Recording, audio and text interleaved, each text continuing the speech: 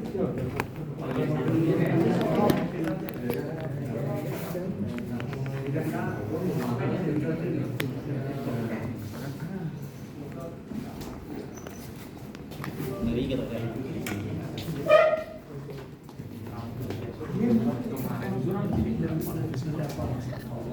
good morning. Good afternoon, everyone. Good evening nggak sih harusnya? Evening nggak? Well, I don't know whether it's morning or afternoon, but well, good morning, everyone. Welcome to the third session of research methodology in computer science. So, the topic of I just want to remind you that in my class you are free to do anything except be noisy. This is the third time I remind you. I don't even need to remind you every time I enter in the classroom. Okay. So the topic of this session is actually review of the literature and citation. I'm gonna deliver the material for some several minutes. Then I will maybe just try to demonstrate how to collect literature review and how to do citation. Okay, let's just proceed to our material. So this session is actually a high enabled session. So this will be a burden for me where I should deliver it in English while I also have to utilize AI in this session. But yeah, it's okay. Let's just skip this slide. Okay, but I don't even sure that I could deliver the material solely in English. So please let me deliver it in either bahasa Indonesia or English. Ya soalnya kalau ngomong pakai full bahasa Inggris agak susah ya. Jadi lanjutannya saya pakai bahasa Inggris. Nanti waktu closing pakai bahasa Inggris lagi. Nah. Agak capek ya ngomong pakai bahasa Inggris. Jadi kita bahas dulu kayak kenapa sih kita tuh harus ngelakuin yang namanya studi literatur review. Ada yang mau coba jawab? Kalau nggak ada saya pick random. Oke, sepertinya kalau ditawarin pick random atau mau coba jawab, biasanya tetap ya at the end of the day saya harus pick random. Karena sekarang 11.26 angka terakhirnya adalah 6, saya ambil 6 dari belakang. 1, 2, 3, 4, 5, 6. Nah ya, yang rambutnya agak gondrong. Mas siapa namanya? Farel. Oke. Menurut Mas Farel, kenapa sih kalau kita itu menulis artikel ilmiah harus melakukan studi literatur? Supaya nggak berantakan. Mungkin pertanyaannya saya ganti. Studi literatur itu apa sih Mas Farel? Boleh tanya ke AI, silakan. Saya kasih waktu karena tanya ke AI, saya kasih waktu sekitar 3 menit untuk menjawab.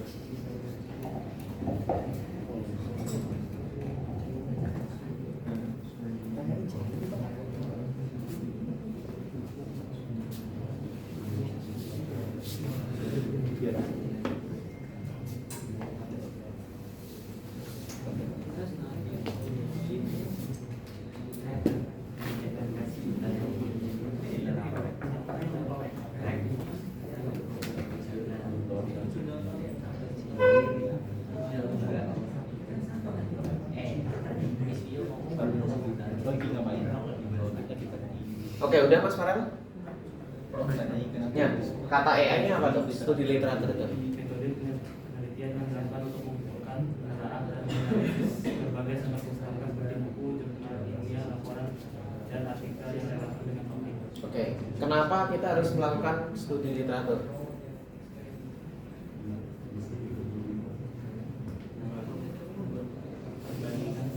Perbandingan apa?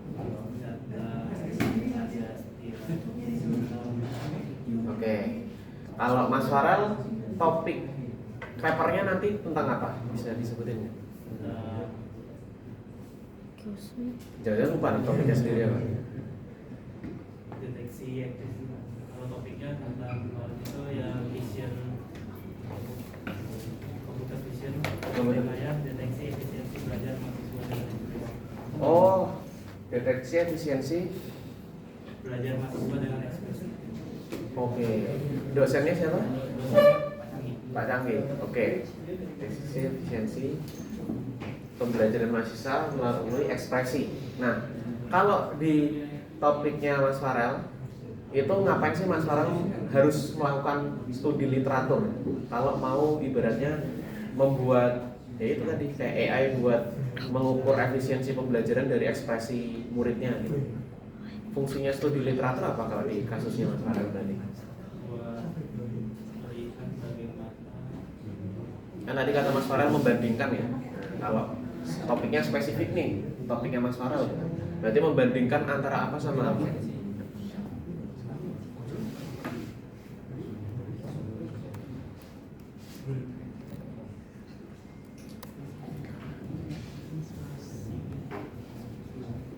Gimana Mas Farel?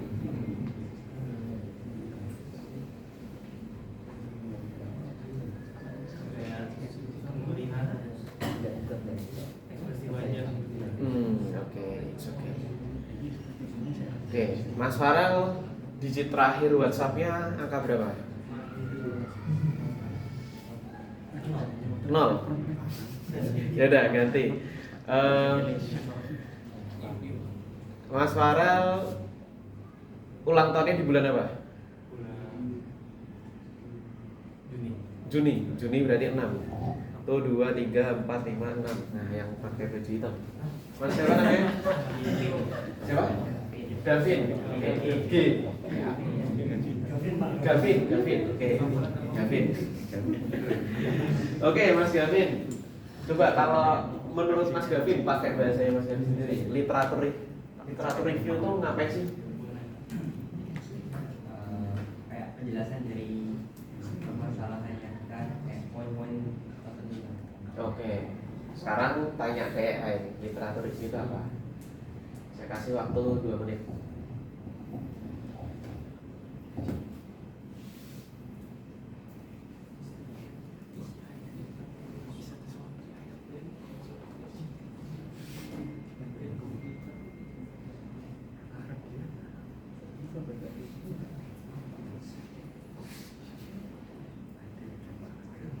Sudah? Kata AI-nya apa? Survei kritis. Survei kritis Ya.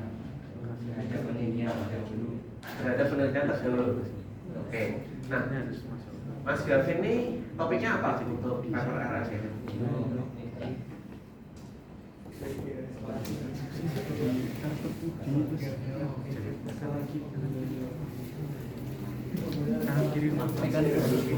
Dan restorasi tensi. Oke, restorasi tensi. Nah, dosennya Misio. Oke, kalau di kasusnya Mas Gavin ini, fungsinya apa sih ngelakuin literatur review? Tentunya tadi kan bilangnya ada hubungannya sama penelitian terdahulu ya kalau nggak salah. Nah, kalau di kasusnya Mas Gavin berarti ngapain itu harus cari-cari penelitian terdahulu?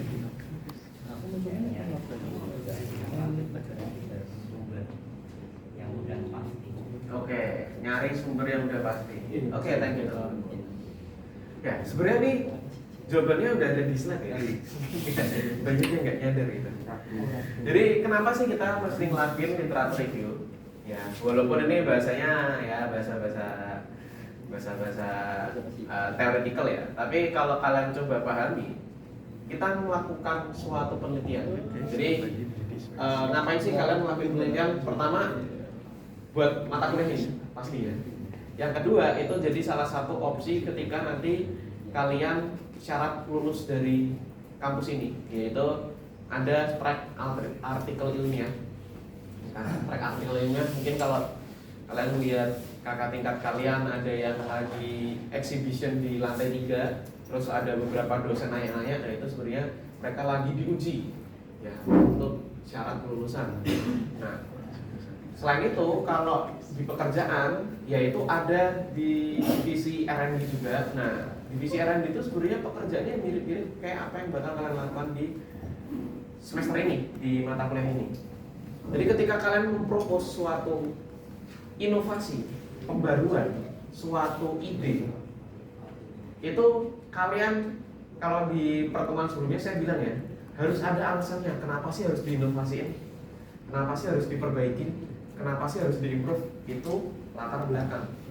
Nah, kalau literatur review itu lebih ke arah, udah ada belum sih orang yang melakukan hal yang sama seperti yang akan kalian lakuin? Gitu. Misal tadi ya, buat mengukur efisiensi pembelajaran berdasarkan ekspresi. Oke, kelihatannya kayak canggih banget gitu kan, karena dosennya Pak Canggih gitu. Nah, canggih banget kayaknya ya gitu. Selain karena dosennya Pak Canggih, tapi kelihatannya kayak futuristik banget, visioner banget gitu. Tapi kita belum tahu nih, siapa tahu udah ada orang kepikiran hal itu duluan. Apalagi ini orang sedunia ya, sebumi ini, itu jumlah manusia banyak banget kan. Kalian ketika punya ide sesuatu, punya inovasi sesuatu, saya yakin kemungkinan besar ada orang di belahan dunia lain sana itu yang udah kepikiran itu juga gitu. Jadi kalian jangan ngerasa kayak, wah ide saya ini belum pernah ada yang kepikiran sebelumnya. Saya yakin pasti udah ada. Kecuali ya kalian memang selevel peraih Nobel yang ada yang namanya Nobel juga sih. Nobel tapi belum dapat Nobel ya.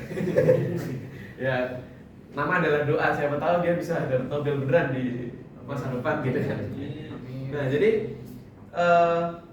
ide kalian itu kemungkinan besar udah ada orang yang mencetuskan duluan. Nah, tugas kalian adalah nge-review orang itu berhasil apa enggak. Orang itu mewujudkannya caranya kayak gimana. Tinggal kalian coba ulang ya. Kalian coba ikutin ya. Habis itu diimprove supaya lebih baik dari apa yang dia laporkan. Yang namanya inovasi kan seperti itu teman-teman. Jadi Shopee dulu pertama kali rilis di Indonesia belum ada tuh gamifikasi kayak mecahin telur lah. Ada kalau Tokopedia itu gamifikasinya Russian roulette ya, nge-spin gitu. Nah, hal seperti itu ketika si ya mungkin bisa dibilang ketika orang yang mencetuskan fitur itu tuh coba propose, misal ke CTO-nya, dia harus ngasih ya ibaratnya dalam tanda kutip mungkin literatur itu. Oh, kenapa sih Tokopedia ikut-ikutan mau bikin ada spinnernya gitu buat claim voucher? Kenapa nggak langsung claim aja? Dia habis itu nge-review Shopee pendekatannya menggunakan game-game seperti ini, mecahin telur. Habis itu hasilnya apa? Apakah orang jadi lebih ter-engage buat claim vouchernya, buat menggunakan vouchernya, buat check out gara-gara hal itu? Nah, itu kan harus ada pembuktiannya. Jangan-jangan ini cuma berat-beratin aplikasinya doang. Jangan-jangan ini malah mengganggu user experience-nya. Atau justru sebaliknya. Nah, itu kan fungsinya dari literatur review, teman-teman. Ketika Tokopedia ngadain gamification buat claim vouchernya, dia harus belajar dari pengalaman yang sudah ada. Pengalamannya si Shopee. Ya. Pengalamannya si Shopee, dia nerapin gamification buat claim voucher. Apakah sentimennya positif atau negatif? Apakah orang jadi ter-engage buat melakukan check out apa enggak? Atau malah justru sebaliknya, malah mengganggu, malah reviewnya jadi jelek, ratingnya jadi turun gara-gara hal itu. Nah, itu bisa kalian simpulkan melalui yang namanya literatur review, kayak gitu. Ini simpelnya ya, integrate what others have done and said, criticize previous scholarly works, build bridges between related topics, and the last one, identify the central issues in a field. Kalian dengerin omongan saya, ya. Kalian dengerin omongan saya itu sebenarnya ya salah satu ya versi sederhana dari literatur review. Ketika saya bilang kalian misal nih, saya bukannya ngatur hidup kalian ya, tapi kalau kalian nanya saya, Pak ini mendingan saya S1 nyari kerja dulu apa langsung S2? Saya jawab, mending coba kerja dulu, jangan langsung lanjut S2. Bukan berarti saya ngelarang kalian, tapi berdasarkan pengalaman saya, teman-teman saya yang dari S1 langsung lanjut S2, itu mereka kesulitan nyari kerja dibanding waktu dia S1. Kenapa alasannya? Nah ini misal nih, saya adalah penelitian terdahulunya. Kalian mau mencari jawaban, mending saya lanjut S2 apa nyari kerja dulu kan? Nah, saya sebagai penelitian sebelumnya, ya, saya meneliti teman saya yang lanjut S2. Alasannya ini, karena HR, Human Resource, rekruternya, ketika mendapati orang dengan skill yang sama, dengan kualitas yang sama, tapi yang satu itu lulusan S1 dan yang satu lulusan S2, rekruter cenderung mengambil yang lulusan S1. Alasannya, selain karena umur ya, yang lebih penting adalah biasanya, misal kayak gini deh, saya nanya mungkin yang deket-deket aja gitu. Saya coba nanya Yudis lah misal. Yudis, kamu silakan berandai-andai kamu udah lulus S1. Oke. Habis itu kamu berandai-andai habis S1 lanjut S2. Oke. Ketika kamu punya gelar S1 sama punya gelar S2, mengapply dengan role yang sama, let's say role-nya adalah data scientist gitu ya.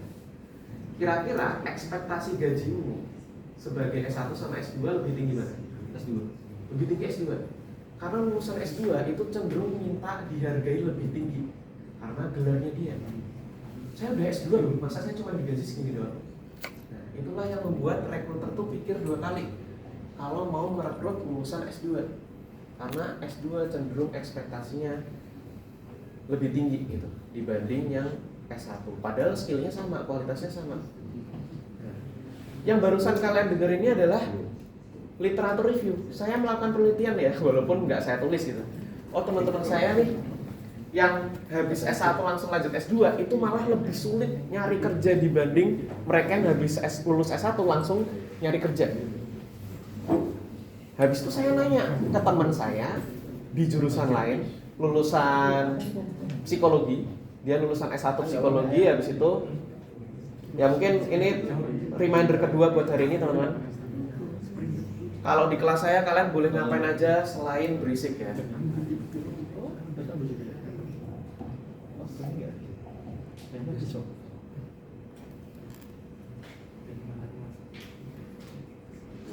Oke. Nah, yang barusan kalian dengerin itu adalah literatur review. Saya udah ngelakuin pengamatan mungkin ya, karena bukan penelitian juga nggak saya tulis, tapi saya udah ngelakuin pengamatan. Saya nanya ke teman saya yang lulusan psikologi, lanjut kerja jadi HR. Saya tanya, kenapa sih kok lulusan S2 itu lebih sulit dapat kerja dibanding lulusan S1? Dan dia jawabnya seperti itu. Dan itu rasional, masuk akal, logis juga. Nah, sama seperti kalian mau menjawab pertanyaan ya, kayak inovasi saya ini kira-kira akan berhasil apa enggak gitu kan. Inovasi saya ini ibaratnya seberapa besar tingkat keberhasilannya. Ya, itu bisa dinilai dari pengalaman orang yang pernah melakukan hal yang sama. Kayak gitu. Nah, poin yang terakhirnya identify the central issues in a field. Ya, jadi dari pengamatan orang yang terdahulu, dari orang yang udah pernah melakukan hal yang sama sebelumnya, di laporannya mereka itu, di papernya mereka itu, di artikel ilmiahnya mereka itu, mereka mengakui ada kekurangan di bidang apanya. Mereka mengakui kedepannya ini perlu dikembangkan ke arah mana. Nah, itu juga salah satu pentingnya literatur review. Jadi kalian ketika nanti menginovasikan, ya, ketika kalian menginovasikan, semisal kayak gini. Let's say kita balik ke kasus Tokopedia. Tokopedia mau bikin gamifikasi buat klaim voucher, ya. Tapi dia belajar dari pengalaman Shopee. Oke, Shopee juga ngelakuin gamification buat klaim voucher. Cuman kritiknya di Shopee itu adalah gamificationnya terlalu banyak. Ada Shopee tanam lah, ada apalah itu game-gamenya Shopee itu saking banyaknya ya, yang kayak Candy Crush gitu, saya lupa namanya apa. Terus habis itu ya itu dinilai usernya adalah kita mau klaim voucher aja ribetnya minta ampun gitu kan. Harus minta bantuan temennya buat nyiramin tanamannya, harus nyiramin tanamannya temennya dulu buat klaim voucher. Nah itu jadi keluhan. Akhirnya si researchernya Tokopedia tadi, kita bikin gamifikasi tapi cukup sekali tag buat klaim vouchernya, yaitu Russian roulette itu tadi. Ketika di tag ya udah dapat klaim vouchernya. Itu improvementnya yang dilakuin oleh timnya Tokopedia. Walaupun saya sendiri pun sekarang ngerasa Tokopedia lebih banyak mundurinnya daripada kemajuannya. Tapi ya saya kasih contoh seperti itu. Mereka nggak sekedar jiplak apa yang Shopee lakuin, tapi juga ada improvementnya seperti itu. Termasuk dulu ada yang pernah punya akun Snapchat nggak? Ya. Off. Oh, udah off lama. Kirain off tuh media sosial yang lain ya? Ya, udah abaikan omongan saya barusan. Ya, jadi Snapchat itu terkenal karena fitur snapnya itu, ya kan? Jadi sehari hilang. Jadi orang jadi terengage FOMO, pengen buruan lihat temanku tuh lagi nge-snap apa sih? Soalnya kalau udah sehari ya udah ketinggalan berita gitu kan. Temanku habis jalan-jalan kemana, temanku sama pacarnya makan di mana gitu ya, itu udah missing out gitu kan. Dia memanfaatkan sifat FOMO yang ada di netizen. Habis itu sosial media mana yang pertama kali niruin strategi Snapchat? Instagram. Ya, Instagram. Oke. Dia ngikutin bikin story, IG story. Tentunya mereka juga nge-review tuh si Snapchat ini dia kekurangannya apa. Terus bisa diimprove apa di Instagram. Habis itu setelah Instagram banyak yang lain ya. WhatsApp ada story-nya. Dulu Twitter sempat ada story-nya juga. Habis itu dihilangin ya kan? Nah, itu tentunya mereka nggak sekedar jiplak doang, tapi mereka juga berusaha ada improvementnya supaya ya bisa lebih baik daripada kompetitornya gitu. Jadi ketika WA itu bikin story pun mereka juga harus ada kelebihannya dibanding kompetitornya. Misal kayak sebenarnya ya WA itu punyanya Meta juga ya. IG, Facebook, WA itu kan punya Meta semua tuh. Mungkin kalau saya bilang kompetitornya ya apa ya, YouTube gak ada ya. YouTube Short itu beda cerita lagi. Dia niruin konsepnya TikTok ya kan, Instagram Reels, YouTube Shorts, ya you name it lah ya. Kalau di Facebook apalah itu, saya nggak gitu banyak main Facebook sih. Nah, itu yang saya maksud teman-teman, mencari yang bisa diimprove dari apa yang udah ada. Oke, ini step by stepnya, resource-nya, table of comparison-nya bisa kalian bikin di spreadsheet ya atau Excel. Jadi autornya namanya siapa, habis itu tahunnya, judulnya, terus habis itu temuan yang kalian simpulkan dari penulisannya seperti apa. Nah, habis itu ada yang namanya citation. Citation itu kalau bahasa Indonesia apa? Ada yang tahu? No, data pusaka itu bahasa Inggrisnya bibliografi.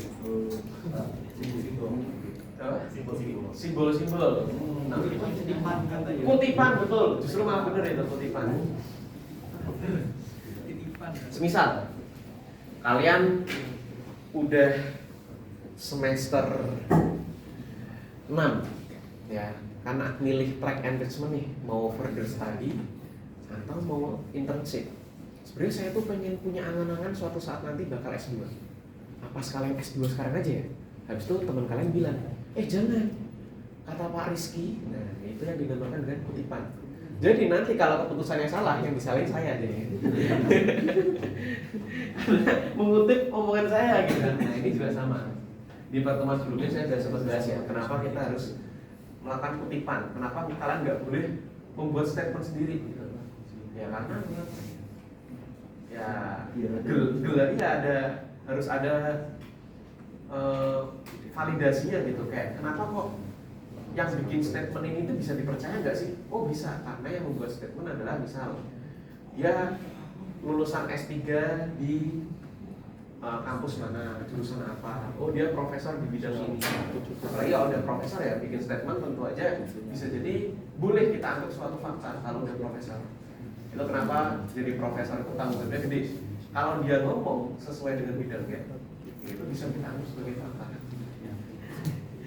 Kalau dia ngomong hal yang salah, kita anggap fakta, nah itu baru itu dosanya dia. itu yang dimaksud citation. Goals-nya sufficient context of work, sources of background and related material, credibility with the reader, acknowledgement with credit ya. Jadi ketika kalian membuat statement lebih baik, kalian ngonten nih kan, kalian lebih ngonten. Alasan kenapa kerja dulu itu lebih baik dibanding langsung S2, langsung kalian kontennya viral dan lain-lain gitu. Terus saya sebagai orang yang membuat pernyataan itu nonton nih, lah ini kan omongan saya nih. Ketika saya ngomong nggak viral, ketika kalian yang ngomong tiba-tiba viral.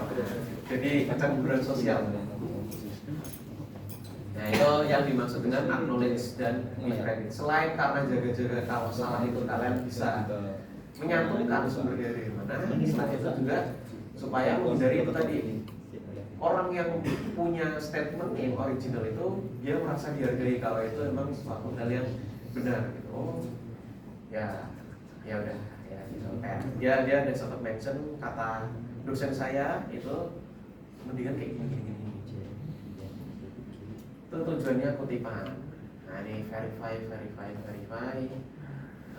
Lanjut lah ya, reference. Oke.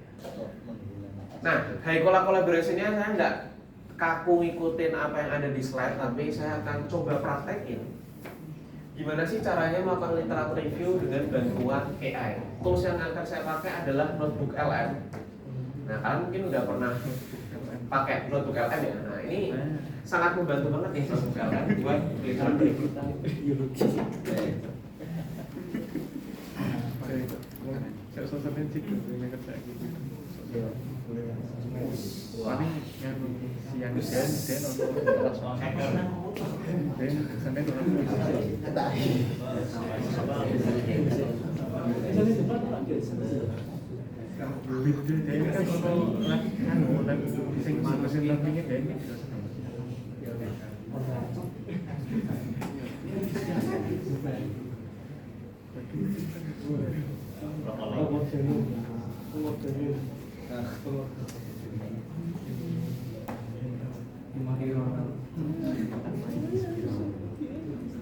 Oke. Semoga terlihat.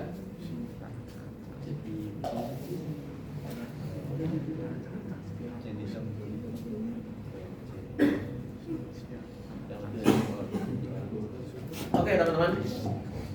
Jadi nanti sekitar 15 menit nanti saya minta teman-teman buat, kayaknya kalau nggak salah minggu lalu saya udah ngasih penugasan di pertemuan berikutnya, bagian latar belakang harus udah jadi dalam bentuk paragraf ya. Jadi nanti 15 menit terakhir saya cek BTW. Jadi kalau ada yang mau sembari siap-siap tunjukin ke saya silakan. Kalau yang bawa laptop silakan. Kalau di HP ya silakan diatur aja. Gimana tunjukin ke saya dalam bentuk paragraf. Nah, teman-teman, cek. Oke. Ya, mohon perhatiannya. Jadi gini teman-teman, kalau kalian perlu koordinasi sama rekan setim kalian, ya antara kalian bisik-bisik pastiin saya nggak mendengar, atau kalian bisa via chat ya supaya nggak berisik. Kalau masih berisik, ini udah reminder ketiga. Kalau masih berisik, saya persilakan untuk tunggu di luar kelas saja. Jadi nanti tetap saya absen. Ketika saya absen, saya panggil masuk, tapi tidak saya bolehkan untuk mendengarkan perkuliahan saya. Oke, jadi ketika kalian mencari sumber teman-teman, saya mau ngasih contoh sumber yang paling top notch dulu aja. Karena sebenarnya sumber itu tier kepercayaannya ada level-levelnya sendiri. Kalian ibaratnya belajar, ya. Kalian belajar, habis itu ditanya, loh, kamu dapat info ini dari mana? Ada dua pilihan ketika kalian menjawab. Ada yang bilang, oh, saya tahu info kayak gini itu berdasarkan penelitian di tahun 2023. Atau kamu bisa bilang kayak gini, oh, saya tahu ini kata orang di TikTok. Itu pasti ketika orang mendengar itu udah hilang respect gitu kan. Kayak yalah, belajar dari TikTok gitu. Yalah, belajar dari, misal belajar dari Twitter gitu kan, omongan orang dari Twitter. Nah, itu kredibilitasnya itu ada level-levelnya. Nah, ini saya kasih contoh kredibilitas yang tertingginya, level tertingginya, yaitu penelitian terindeks Scopus. Jadi Scopus tuh mirip kayak badan akreditasi, tapi dia lebih ke arah mengindeks jurnal-jurnal atau publisher yang mempublikasikan suatu laporan penelitian. Nah, jadi nggak semua penelitian itu kredibilitasnya sama. Ada orang bilang, oh ini penelitian tahun 2023 dah. Itu penelitian dipublikasi di mana? Kan beda-beda. Kalian belajar di Udemy sama kalian belajar di TikTok, itu kredibilitasnya beda juga. Belajar di YouTube, belajar di Twitter, belajar di IG, belajar dari TikTok, itu kredibilitasnya beda-beda. Ya, ini juga sama, jurnal juga sama. Nggak semua penelitian itu kredibilitasnya udah pasti bener, belum tentu. Karena suatu penelitian itu yang nge-review juga manusia. Nah, manusia itu juga bisa ngelakuin kesalahan. Semakin tinggi tiar kredibilitasnya, otomatis reviewnya itu juga akan semakin ketat. Ah, yang bener ini laporan beneran dilakuin eksperimennya apa enggak? Wah, ini statementnya masuk akal apa enggak? Wah, ini kata-katanya kelihatan banget hasil jeretan AI. Semakin rigid, semakin ketat, maka kemungkinan buat terindeks di Scopus ini akan semakin tinggi. Dan kita otomatis masukin nge-publish di jurnal Scopus ini juga makin sulit juga gitu. Nah, kalian bisa cari yang agak rame itu biasanya di Google Scholar. Google Scholar tuh yang terindeks Scopus apa enggak itu semuanya keluar di Google Scholar. Otomatis nanti hasil pencariannya pun bakal lebih banyak. Tapi kalau kalian mau yakin nih kalau saya yang kutip penelitian dari sini, itu dosen saya nggak mungkin nolak gitu. Karena ini udah penelitian terindeks Scopus real, udah terindeks Scopus, publishnya di akhir-akhir ini lagi, nggak terlalu lama gitu. Itu udah nggak mungkin di-reject sama dosennya. Kalian ibaratnya mau sekali kerja aja, nggak mau berkali-kali gitu. Nah, ini saya kasih contoh. Kalian bisa buka Scopus.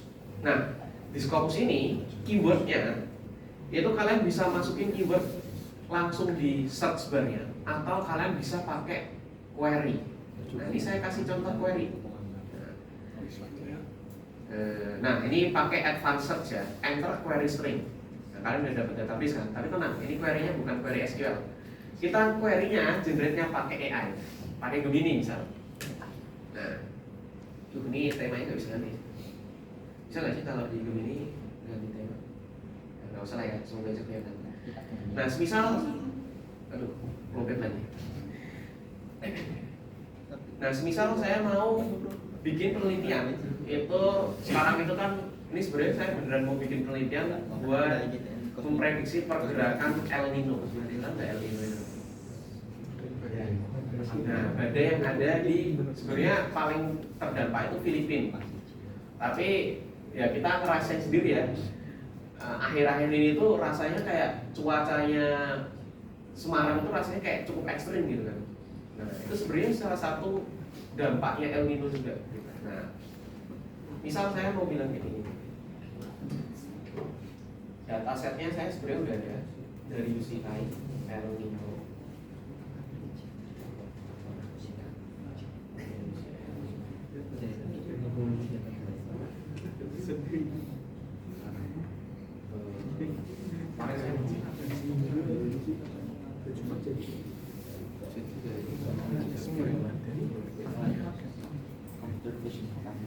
Nah, ini misal udah ada orang yang coba ngumpulin datanya ya tentang El Nino ini. Nah, sekarang saya mau cek udah ada belum sih orang yang coba memprediksi pergerakan El Nino gitu kan? Ya tentunya ada. Nah, saya izin nggak pakai mikrofon ya, susah ngetik sambil pegang ini. Jadi generate scopus.com advanced query for research that related to topic. Nah, misal saya mention ya, pertama El Nino kata kuncinya. Kedua di sini time series prediction.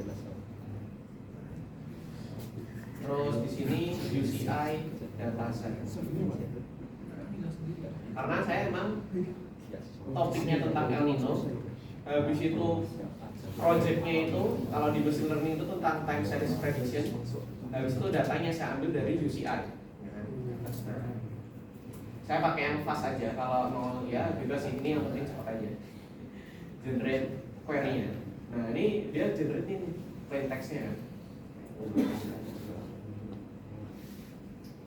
Oke, ini saya copy aja, saya masukin ke scopus.com yang advanced ya. Oke, kita search. Enggak ketemu. Enggak ketemu berarti ya mungkin emang belum ada, tapi kita coba cari lagi. Kita pakai query yang lain.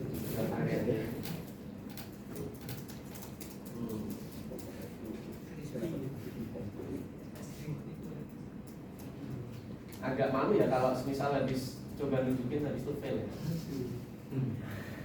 Nah, ini video gimana nih cara? Oh ya, ini.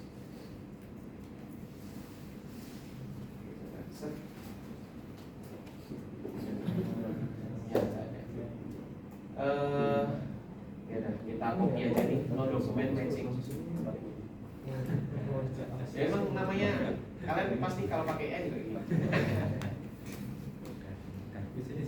Generate, saking malesnya di screenshot ya kan. Generate more general query.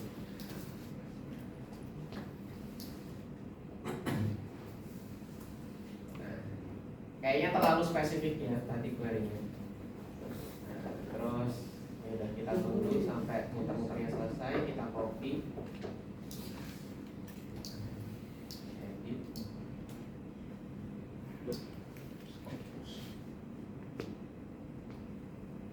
Nah, ini udah ada ya. Nah, ini udah ada nih 111 dokumen. Nah, lumayan banyak ya. Ternyata udah ada orang yang berpikiran sama seperti saya. Ide saya ternyata aku nggak spesial amat gitu. Ya kan? Ternyata ide saya nggak spesial amat. Ternyata banyak juga nih orang yang pakai. Nih, multi axis spatial temporal attention for Enso prediction, tree based learning high fidelity prediction of chaos. Nah, evaluation temporal convolution dan bla Nigerian Sudano Sahelian zone. Nah, mungkin ini lebih ke arah badai-badainya region sana ya. Decoding climate induced phytoplankton dynamics in tropical macrotidal. Ya itulah ya. Ya, tapi intinya mungkin saya bisa dapat suatu insight dari sini. Nah, saran saya teman-teman bisa download satu persatu PDF. Ini bisa diklik aja view at publisher. Terus habis itu di download. Lama juga nih, sabar ya. Nah, bisa ya, ini purchase. Ya kita cari yang open access ya teman-teman. Kita cari filternya di sini yang open access. Source type apa nih? Conference bukan. Funding sponsor. Open access. Kenapa?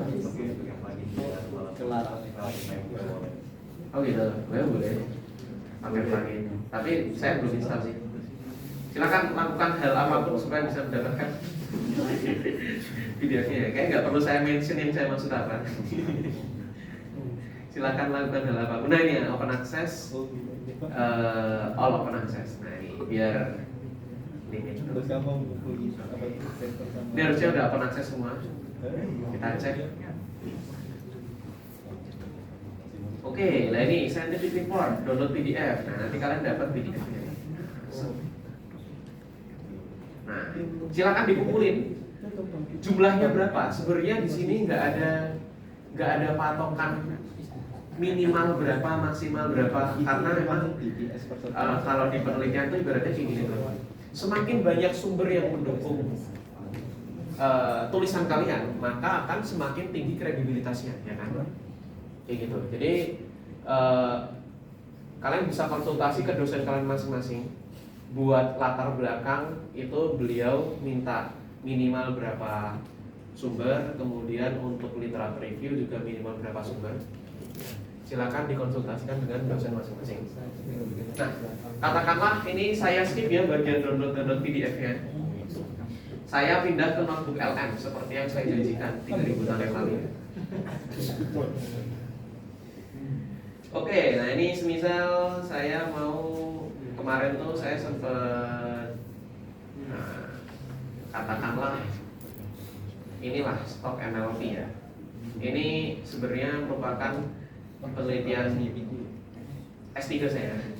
Belum selesai sih. Ini saya ngumpulin 51 sumber Scopus Q1 semua.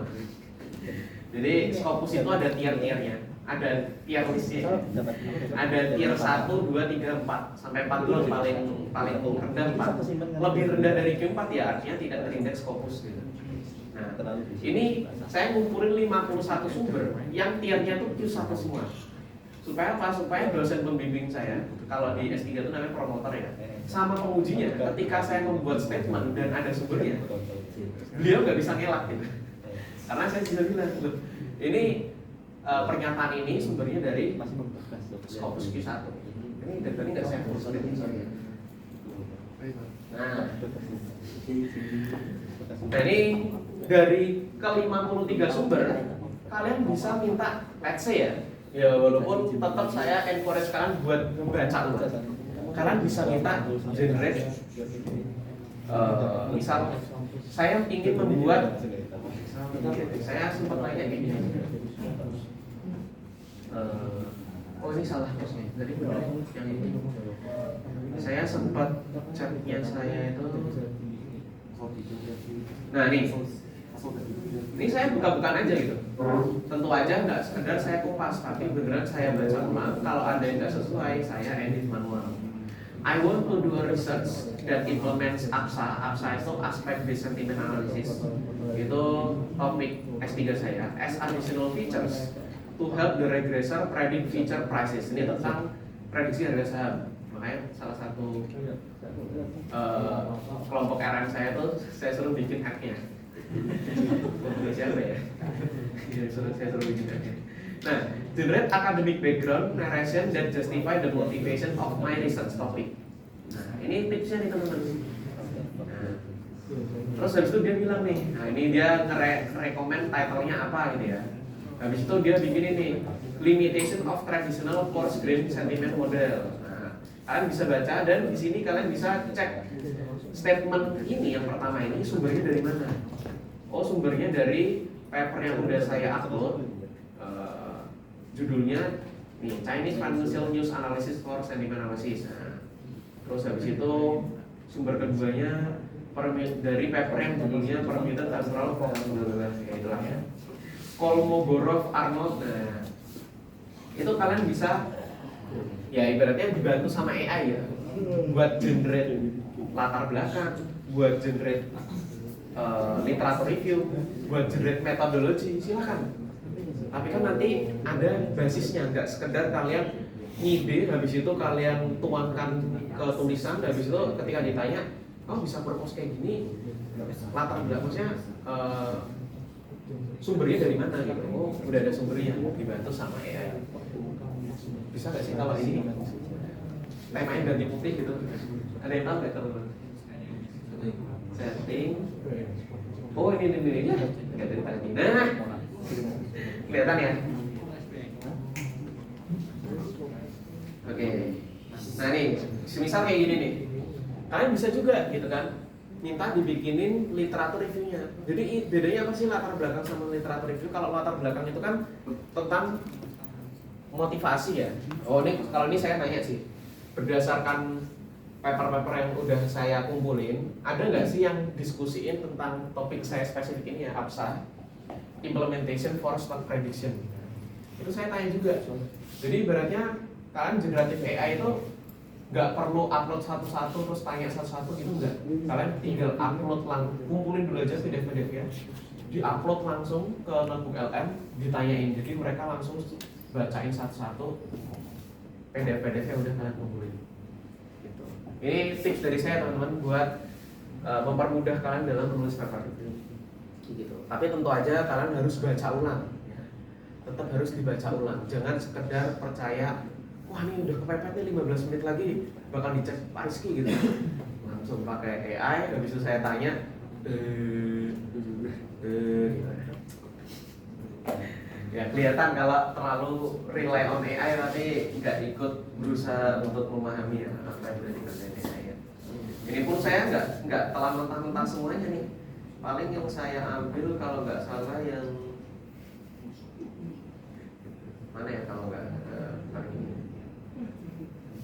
ini yang tadi sih, bikin background narration that justify the motivation of my research topic. Ini buat background. Tapi kalau mau buat literatur review ya silakan disesuaikan.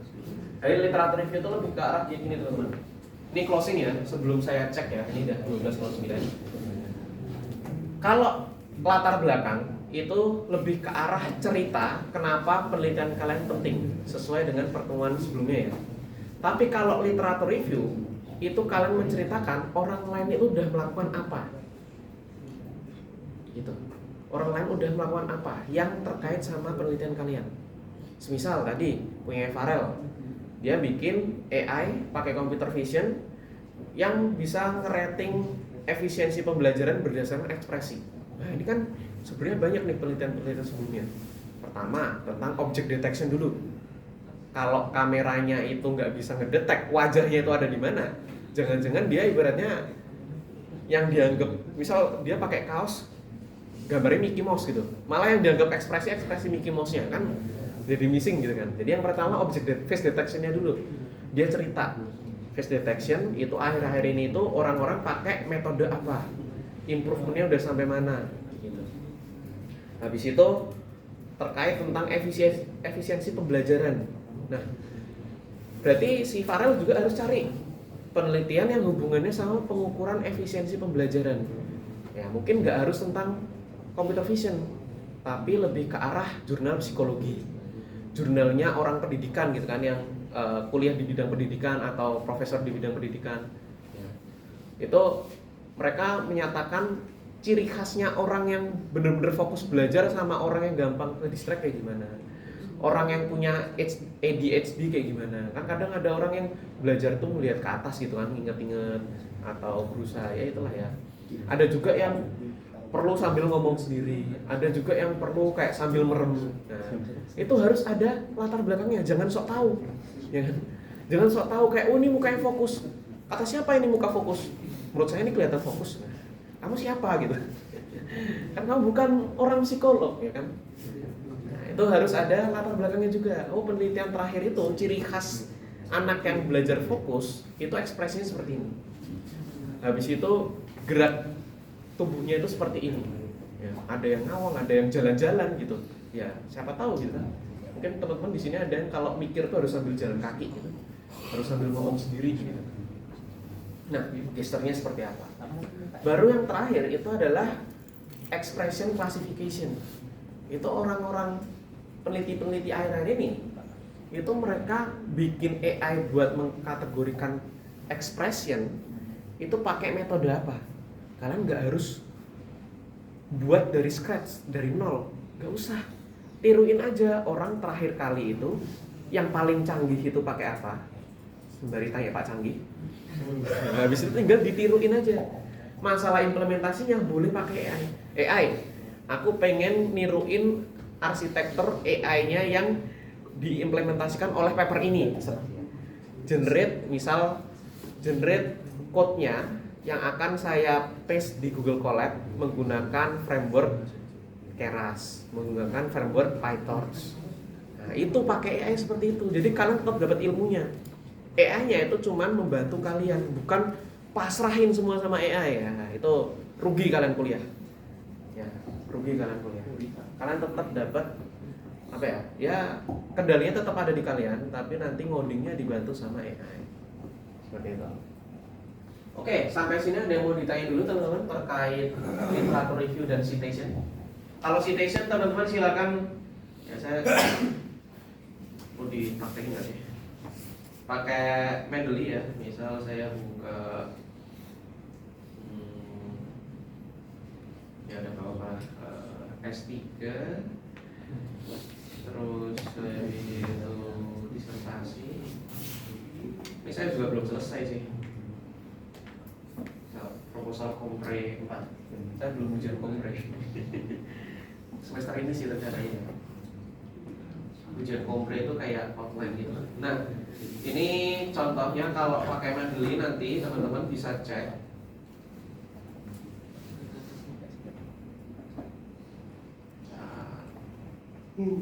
Apa sih ini? Ini gara-gara Windows update nih pasti. Gede ya. Nah, tapi ini kalau gede kan gedean, kalau kecil nggak kecil. Nah, ini di reference nanti kalau kalian udah install Mendeley, di reference ini ada di bagian kanannya itu ada Mendeley site. Nah, nanti saya udah praktekin belum sih Mendeley? Udah ya? Oh, kalau udah ya, udah nggak apa lagi lah. Mendeley site. Nah, ini nanti login. Ternyata ada yang tipu. Partner itu bukan benar partner kok. Nah, ini harus login dulu. Saya bikin akunnya. Ya, masukin. Saya password.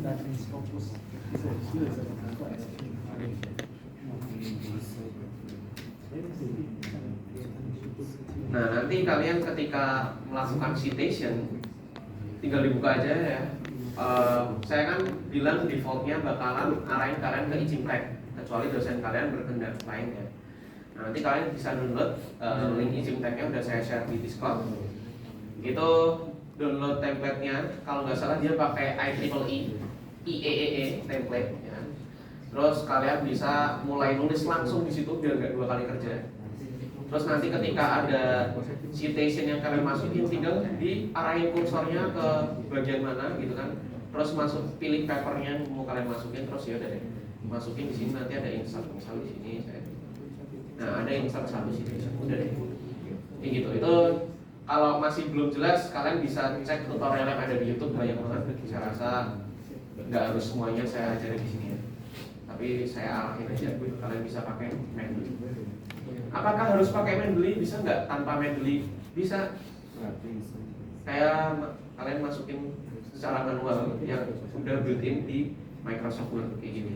Autornya siapa? Terus saya zoom in.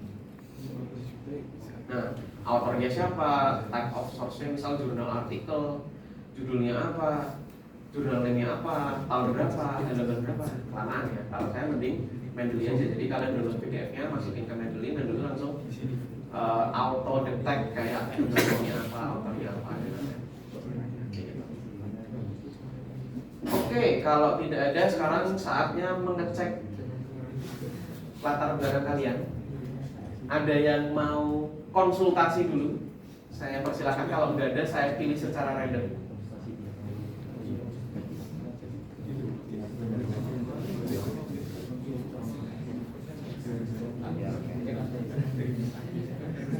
Udah. Oke. Kalau udah, mari kita. Mau cek dulu. Boleh. Bentar, saya kan waktu itu menjanjikan kalau saya cek dapat poin. Sama itu yang kalau sambil nonton Mas Hacker ini. baik.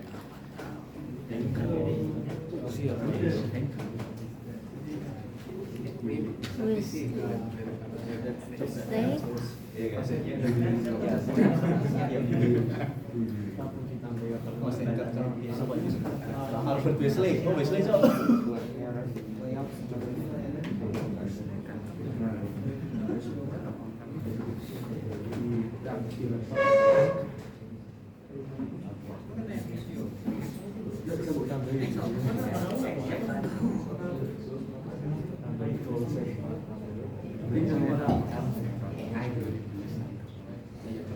Oke, nah yang konsultasi dapat poin.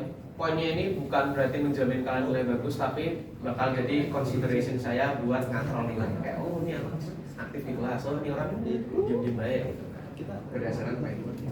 Jadi lebih ke arah boosting penilaian subjektif saya. Siapa dulu tadi? Oke.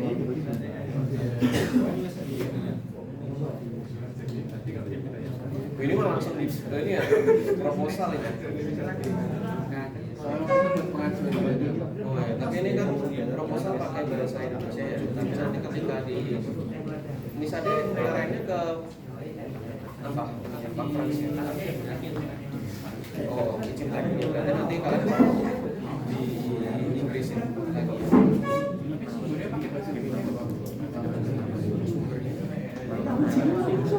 Paper. Iya, ini kan ada sumbernya. Oh, tapi sumbernya dia pakai bahasa Indonesia. Iya, tapi yang penting di Iya, yang kalian tulis itu nggak pakai bahasa Inggris. Kalau sumbernya pakai bahasa Indonesia. Betul saya.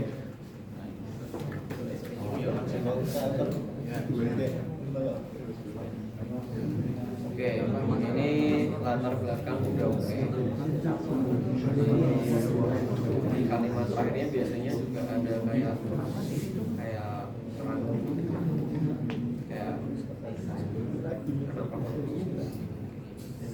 Jadi kalau citasinya itu semakin banyak itu semakin diserang balik susah ya. Iya, jadi nggak sekedar jumlah ya, tapi juga kualitasnya.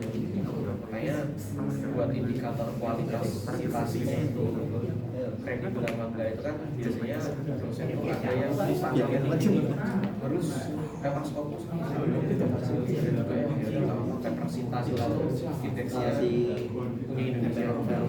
Ada juga yang bahkan kayak saya baca nih. Ya tadi kan kumpulin semuanya Scopus itu satu lagi. Biar ketika di debat tuh saya pornya gede gitu loh, kayak agak tersisa tahun ini tahun 2000 paling lama tuh nih saya 2024 gak ada yang 2024. Jadi kayak ya udah oke nih buat latar belakang.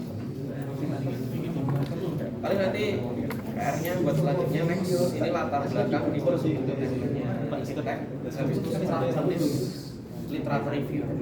Literatur review tuh biasanya sectionnya namanya related works, bukan literatur review tapi namanya related works sesuai namanya. Jadi kerjanya ya mirip-mirip mas. Udah asik sih deh. Nah,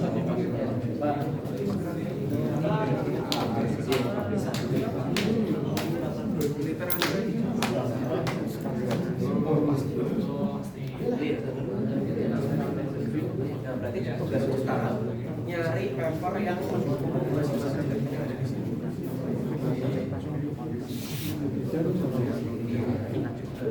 misal sensor lingkungan dalam sistem ini dalam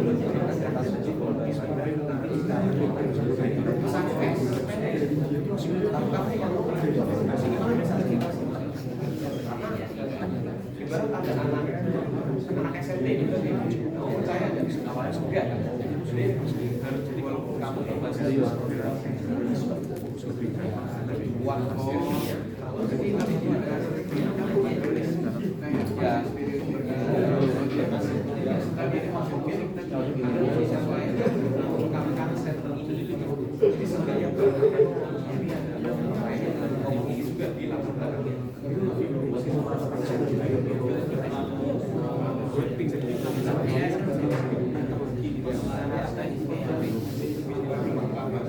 Nanti aku tak minta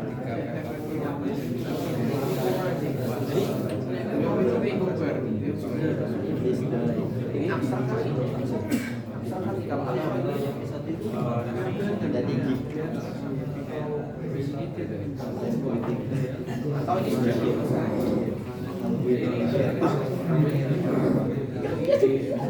kalau abstrak itu ada sepenggal latar belakang, ada sepenggal dia nggak perlu sepenggal metodologi, terus ada sepenggal hasil kesimpulan. Yuk, Jadi kayak kalian sebenarnya baca paper itu nggak harus baca baca apa aja itu udah bisa dianggap kayak saya udah dapat ini kayak itu kan kalau digali di bagian berasa kalau kita tahu dia tentang apa sih novelnya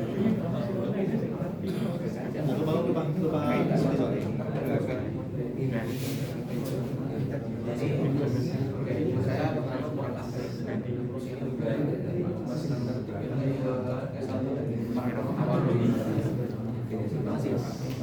Tadi novel sama tambah presiden.